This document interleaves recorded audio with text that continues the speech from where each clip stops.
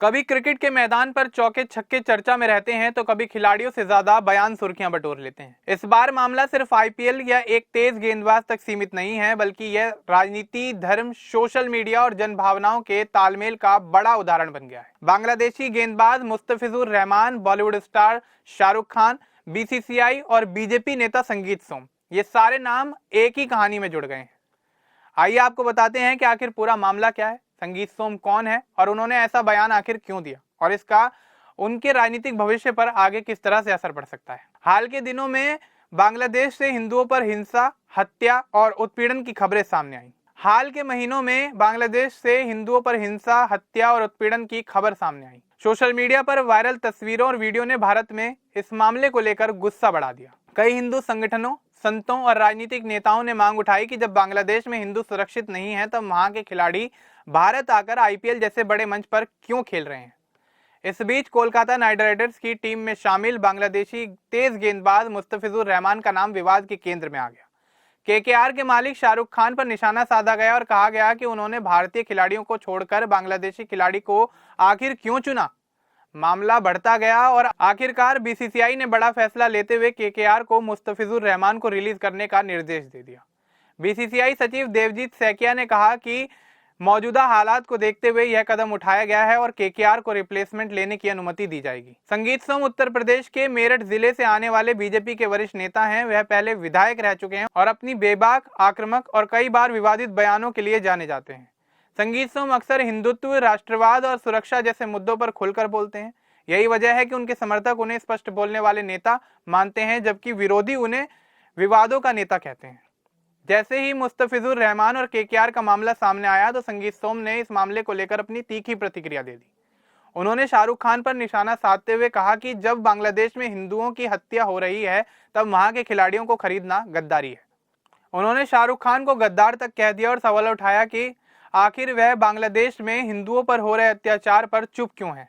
BCCI के फैसले के बाद संगीत सोम ने इसे सभी हिंदुओं और सनातनियों की जीत बताया और कहा कि शाहरुख खान को समझ आ गया है कि भारत में रहकर सनातनियों के खिलाफ चलना ठीक नहीं है। संगीत सोम के बयान के पीछे कई अहम कारण बताए जा रहे हैं। उनका कहना है कि बांग्लादेश में हिंदुओं पर हो रहे अत्याचार का मुद्दा सिर्फ क्रिकेट तक सीमित नहीं है, बल्कि यह सीधे मानवता और धर्म से जुड़ा सवाल है। इसलिए ऐसे हालात में चुप रहना गलत होगा।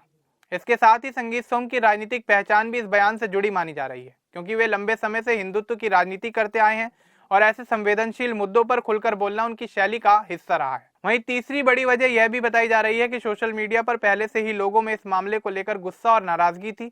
ऐसे में उनका बयान उसी जनभावना को शब्द देने और उसे राजनीतिक मंच पर उठाने की कोशिश के तौर पर देखा जा रहा है। अब तक संगीत सोम के खिलाफ उनके बयान को लेकर कोई कानूनी कार्रवाई नहीं हुई है।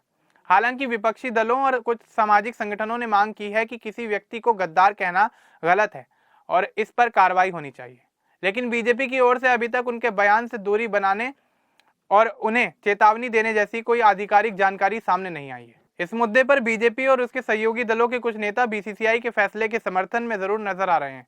उनका कहना है कि यह फैसला देश की भावनाओं और जनता के गुस्से को ध्यान में रखकर लिया गया है। वहीं विपक्षी दल इस फैसले को राजनीतिक दबाव का नतीजा बता रहे हैं और कह रहे हैं कि इससे भारत की खेल जगत में छवि को नुकसान पहुंच सकता है। अगर संगीत सोम के राजनीतिक करियर की बात करें तो जानकार मानते हैं कि यह बयान उन्हें दो तरह से प्रभावित कर सकता है। एक तरफ हिंदुत्व समर्थक वर्ग में उनकी पकड़ और मजबूत हो सकती है, तो वहीं दूसरी तरफ विपक्ष उनके पुराने विवादों को लेकर फिर से आवाज उठाकर उनको घेर सकता है।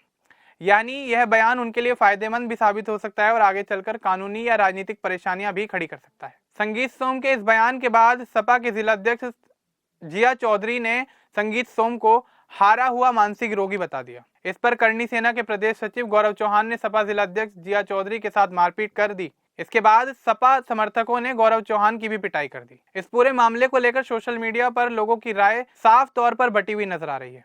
एक तरफ समर्थन करने वाले लोग कह रहे हैं कि हिंदुओं की भावनाओं का सम्मान होना चाहिए और ऐसे हालात में बीसीसीआई का फैसला बिल्कुल सही है।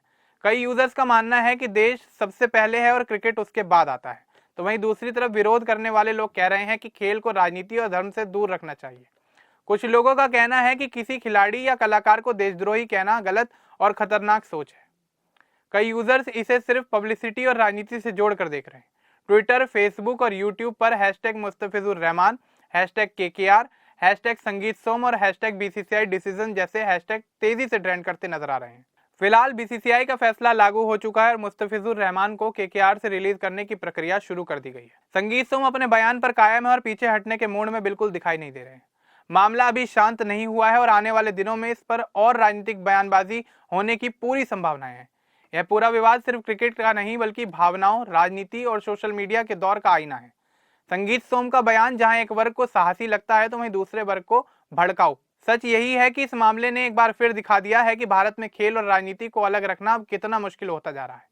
अब इस पूरे मामले को लेकर आपका क्या कुछ कहना है हमें कमेंट बॉक्स में जरूर बताएं। बाकी इस तरह की और अपडेट्स के लिए हमारे चैनल को सब्सक्राइब करना ना भूलें। धन्यवाद।